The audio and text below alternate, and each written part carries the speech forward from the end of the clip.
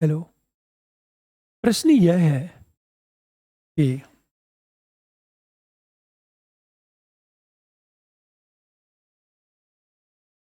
2023 में सऊदी अरब ईरान के बीच वर्ष 2016 से समाप्त राजनयिक संबंधों को बहाल करने हेतु एक समझौता हुआ है। प्रश्न यह है कि समझौते के वैश्विक प्रभाव क्या हो सकते हैं तथा इसे लागू करने के लिए इन चुनौतियों का सामना करना पड़ेगा। पूरी बात ध्यान देना।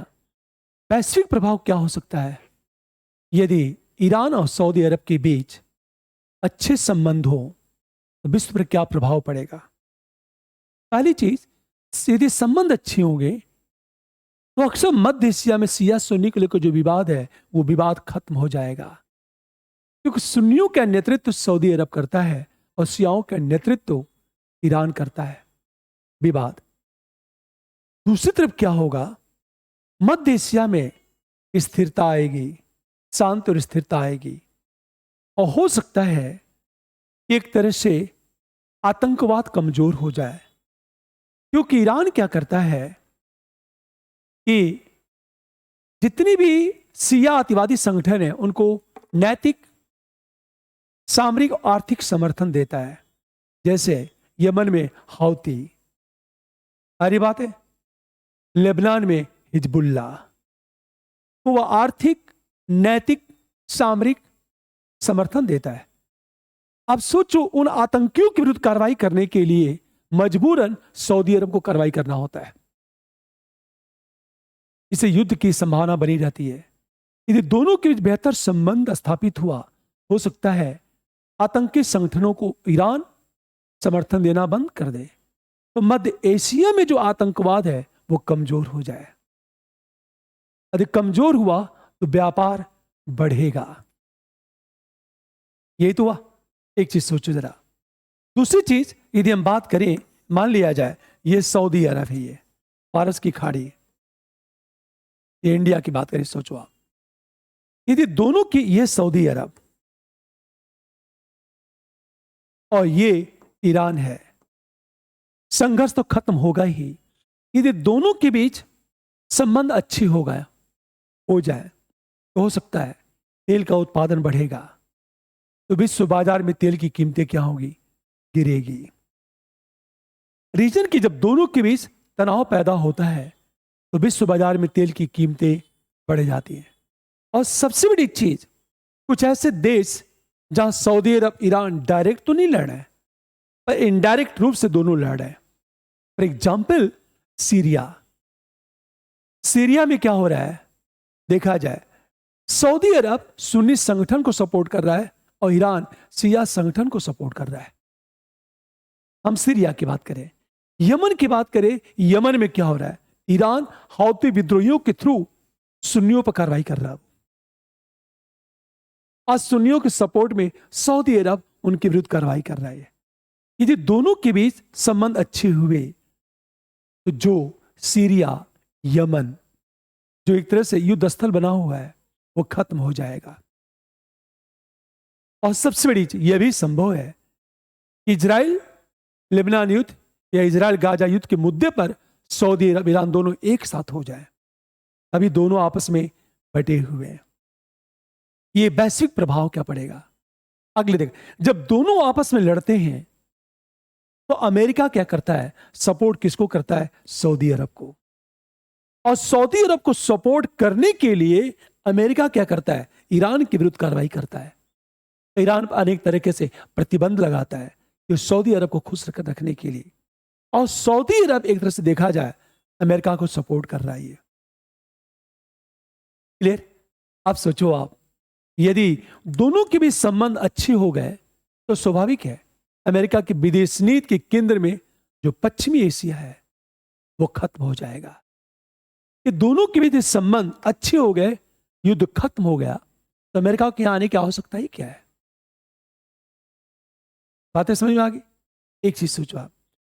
अगली चीज, अभी अमेरिका का सपोर्टर सऊदी अरब है और ईरान का झुकाव चीन की तरफ है।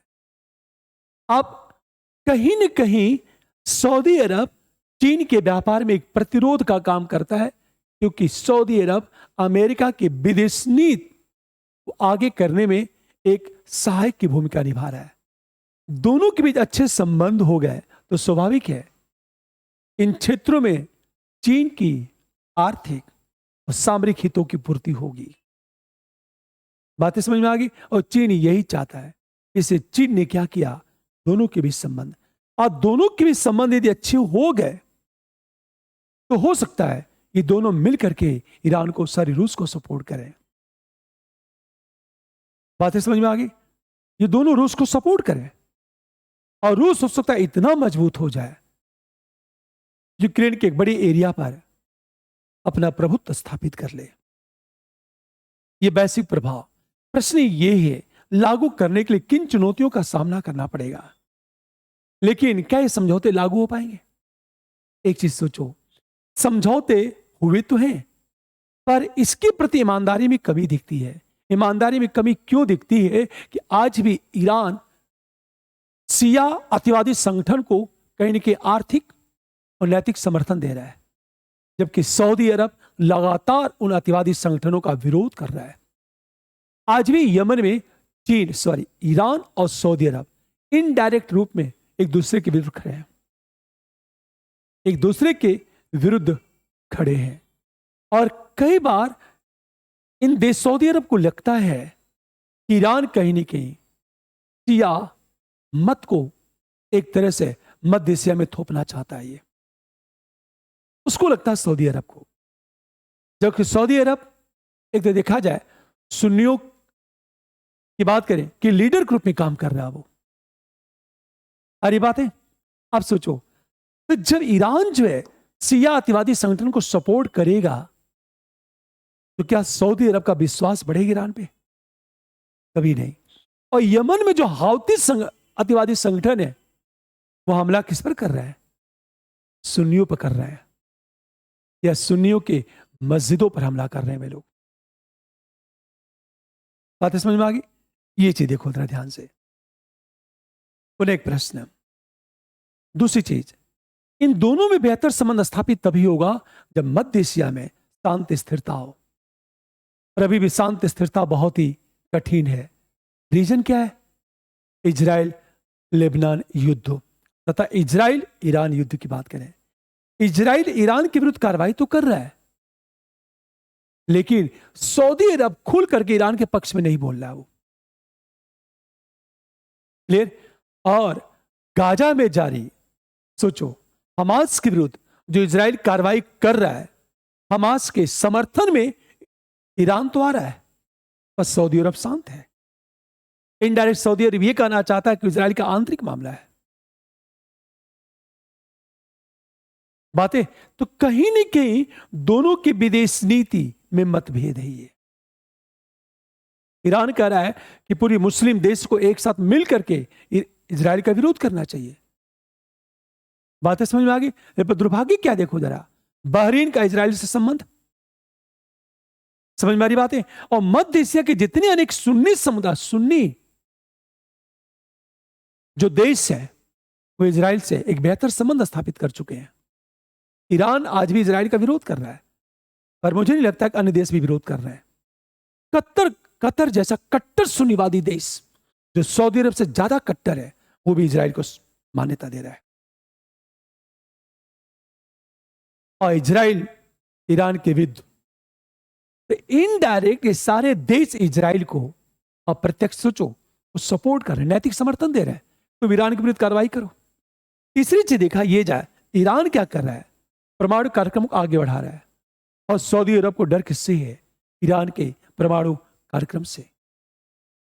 तो कहीं न कहीं सऊदी अरब की कोशिश रहेगी कि ईरान का परमाणु कार्यक्रम बंद हो, और बंद होने के दो ही विकल्प है, या तो अमेरिका बैन लगा दे, या तो इजराइल ईरान के परमाणु कार्यक्रम को नष्ट कर दे। और ये लगातार कर रहा है इजराइल। देखा होगा ईरान के अनेक परमाणु वैज्ञानिकों को मरवा दिया इजराइल ने।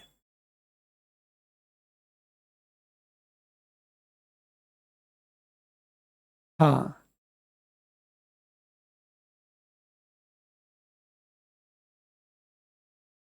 हम्म,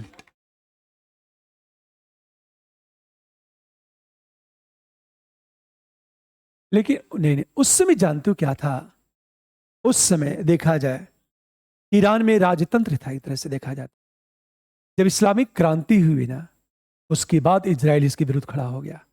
और ईरान का जो शासक था शाह, वो अमेरिका का सपोर्टर था, क्योंकि अमेरिका के सपोर्ट से ईरान में शाह का शासन। जब इस्लामिक क्रांति हुई तो ये अमेरिका के विरुद्ध में खड़ा हो गया ईरान। तो इजराइल इजराइल इतना पावरफुल है, ईरान को जब चाहेगा उसके परमाणु कार्यक्रम को नष्ट कर देगा। मेरा व्यक्तिगत विचार ये कि जितने भी मध्य एशिया के राष्ट्र, सऊदी अरब, कतर, ये सब इजराइल को सपोर्ट कर रहे हैं। वो नहीं चाहते ईरान का परमाणु कार्यक्रम सफल हो, क्योंकि जिस दिन सफल हुआ सबसे पहले खतरा किस पर आएगा? सऊदी अरब पर, क्योंकि सुन्नी बाहुल्य देश है वो। अरे बात है, वो क्यों चाहेगा ईरान का परमाणु कार्यक्रम सफल हो? इसीलिए ये जो समझौते हो रहे हैं ना, ये समझौते कितने दिन तक चलेंगे ये कहना कठिन है। ये कहीं ना कहीं इस समझौतों के प्रति नहीं लगता कि सऊदी अरब ईमानदार है। एक तरह से नहीं होता है, दिखाने के लिए हाथ तो मिला लिया, मन ही मन एक बार अवसर आने दो, छोड़ूंगा नहीं। नहीं, ऐसा होता है। ठीक है, जैसे आपने कभी गौर किया होगा, घर में बड़ी बहू है, बड़ी बहू को दहेज कम मिला तो सास उसकी ननद बहुत ताने देती हैं। फिर यदि छोटी बहू ने दहेज कम लाई, बड़ी बहू को अवसर मिल जाता कहने का। ऐसा होता है। आज जब कहने का अवसर मिलता है तो जितना अंदर आग है सब, ऐसा होता है। गुड, चलो बातें समझ में आ गई, चला जाए। अब देखो जरा, चीन के प्रयास से हम इंट्रो की बात करेंगे।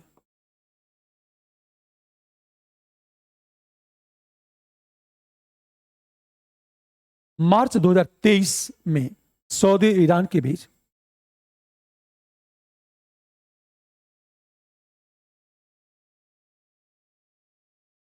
सऊदी अरब एवं ईरान के बीच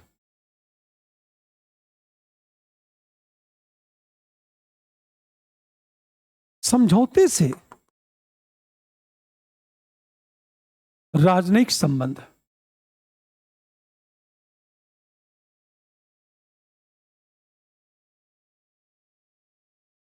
बहाल हो गए, राजनीतिक संबंध बहाल हो गए।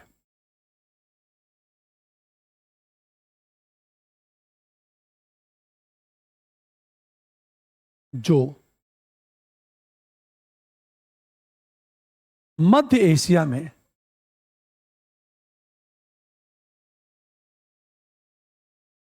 शांति एवं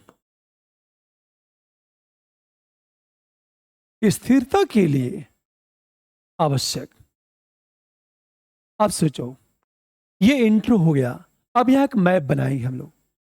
जब मैप बनाएंगे हम लोग, इंडिया का मैप,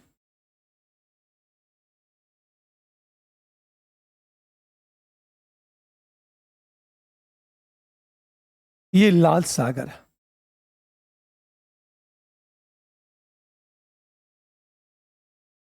ये फारस की खाड़ी,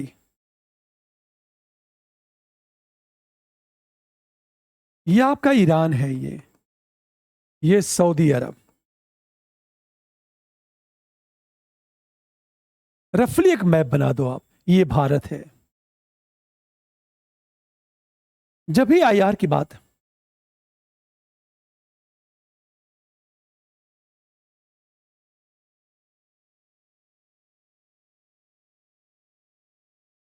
रीजन क्या चीज है? क्या विवाद का इशू रहा, ये सब बताना पड़ेगा? इतना टाइम कहाँ है? और शब्द सीमा, देखो ये सब किताब अच्छा लगता पढ़ने में, पर क्यों विवाद 16 में विवाद क्यों, ये बताना पड़ेगा ना। ये विवाद बताने के लिए पता चला 50 शब्द चला जाएगा हमारा। आंसर कितना लिखना है? 200 वर्ड्स में। अब देखो जरा, हम अगले जब पैरे में आएंगे, सेकेंड पैरे में,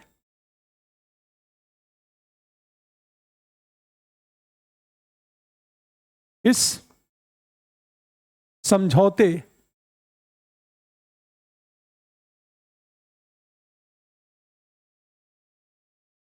का वैश्विक प्रभाव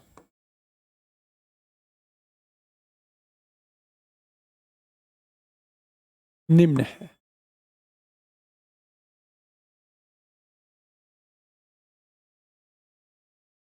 जैसे आप एक चीज देखो, आप मैंने सीधे का इस समझौते का वैश्विक प्रभाव क्या होगा।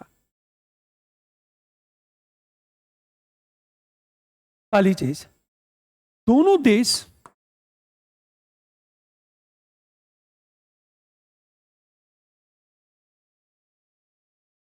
अन्य स्थानों के साथ यमन, सीरिया एवं इराक में संघर्षरत हैं।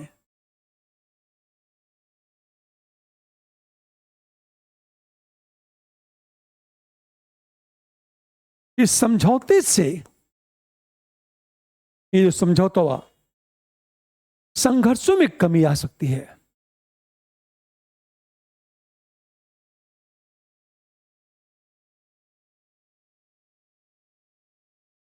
क्षेत्रीय तनाव में कमी, पहला पॉइंट। दूसरी चीज,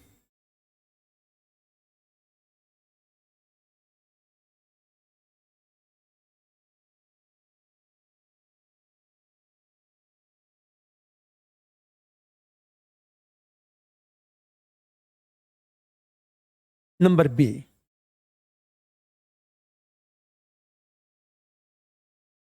वैश्विक स्तर पर तेल एवं गैस की कीमतें प्रभावित, क्योंकि दोनों बड़े तेल उत्पादक देश। तीसरी बात, सिया सुन्नी विवाद समाप्त करने में सहायक।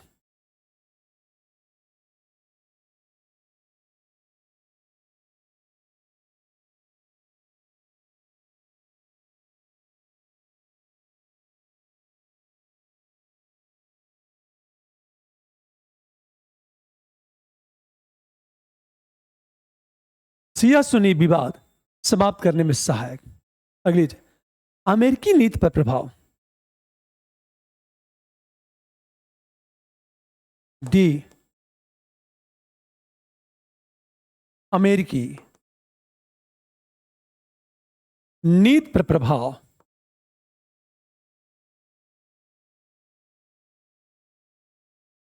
क्योंकि मध्य एशिया में तनाव कम होने से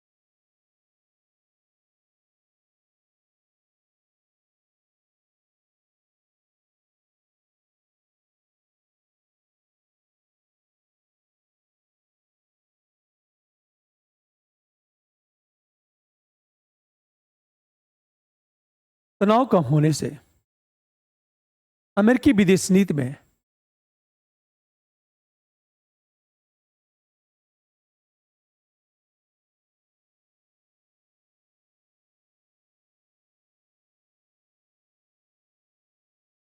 एक मिनट रुक जाओ।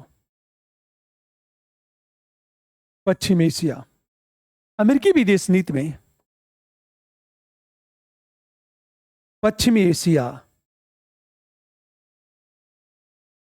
द्वितीयक, वह सेकेंडरी हो जाएगा। इस समझौते से चीन की वाणिज्यिक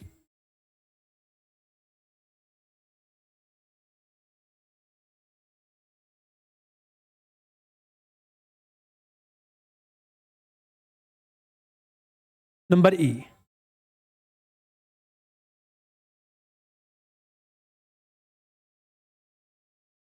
इस समझौते से चीन की वाणिज्यिक, राजनयिक एवं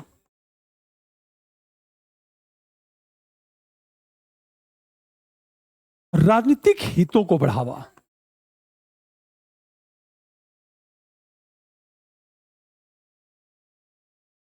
तथा पश्चिमी एशिया में शक्ति संतुलन में परिवर्तन।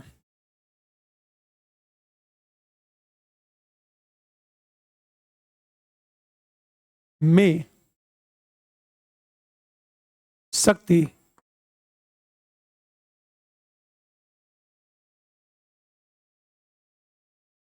संतुलन में परिवर्तन हो जाएगा।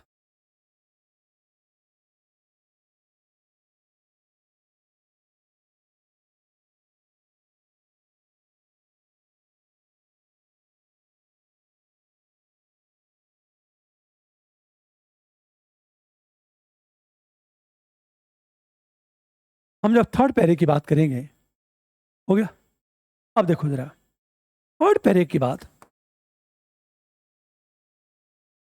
किंतु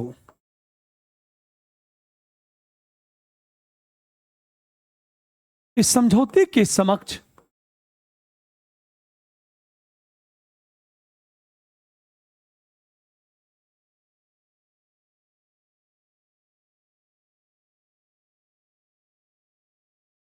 अनेक चुनौतियां हैं। जैसे नंबर 1 की बात करें, इस क्षेत्र में विशेष रूप से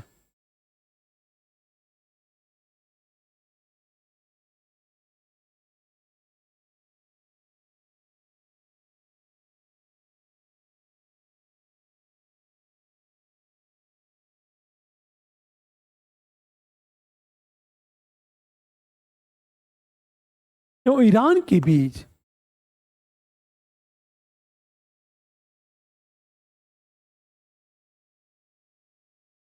प्रतिद्वंद्विता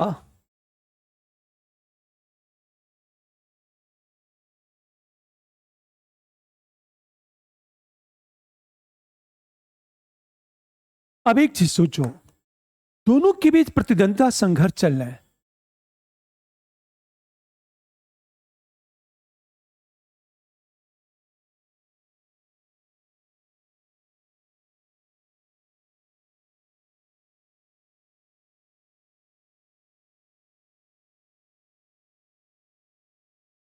क्लियर? नंबर 2, ईरान के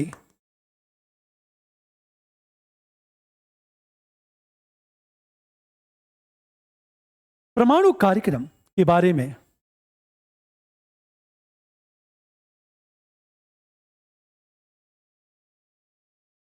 चिंताओं को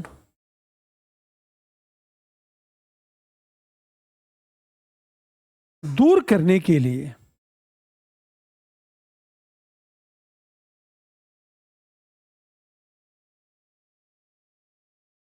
समझौते की आवश्यकता, किंतु यह कठिन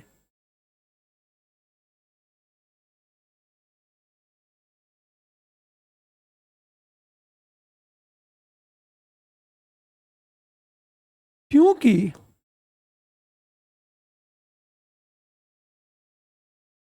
अमेरिका इजराइल की घरेलू राजनीति, अमेरिका और इजराइल, अमेरिका और इजराइल में घरेलू राजनीति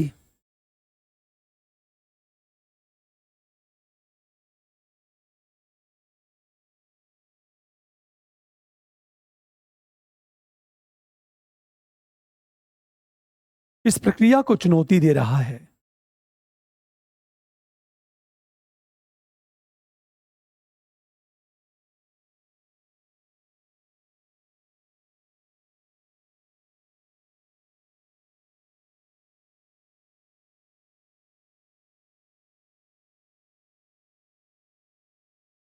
तीसरी चीज,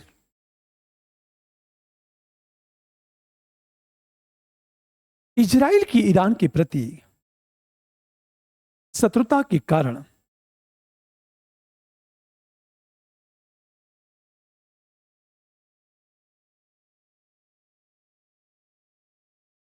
नंबर 3, इजराइल की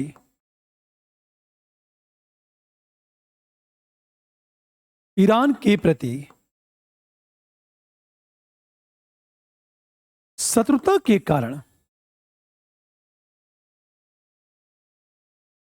क्षेत्रीय स्थिरता सुनिश्चित करना कठिन।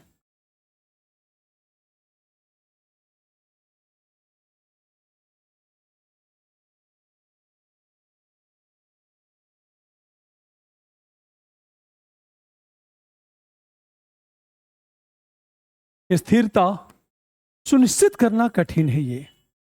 नंबर 4, पश्चिमी एशिया मामले में चीन की बढ़ती भूमिका।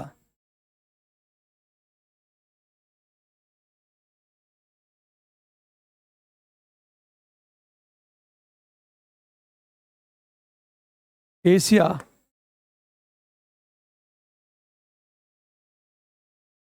मामले में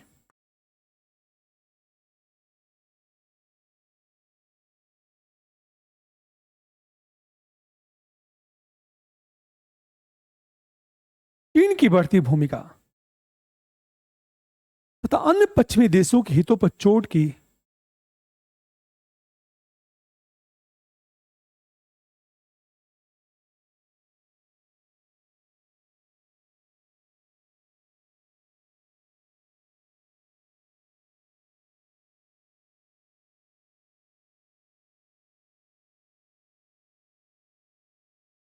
चोट की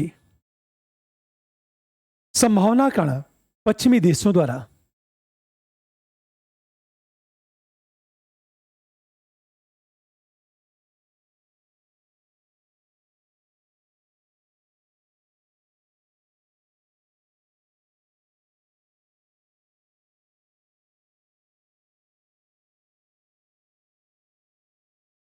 इस समझौते को सपोर्ट करना कठिन।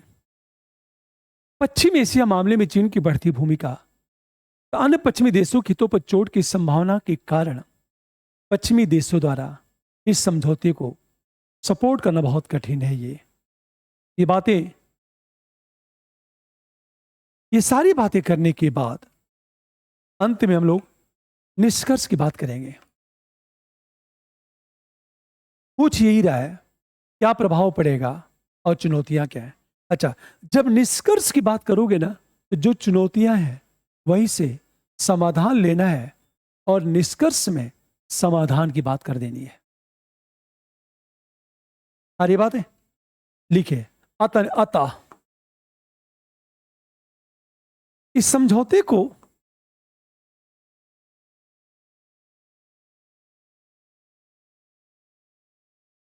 सफल बनाने के लिए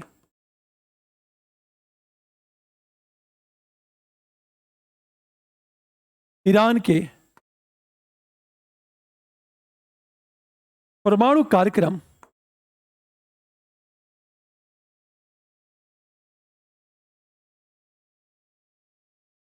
से उत्पन्न चिंताओं को संबोधित करने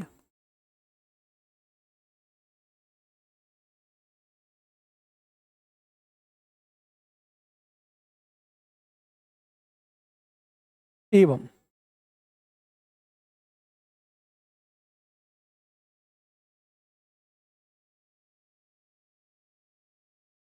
चीन की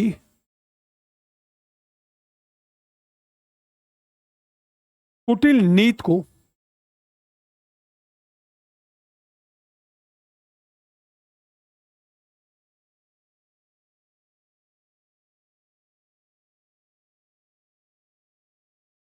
ये हमारा इंट्रो चलाएगा, सॉरी निष्कर्ष आ जाएगा।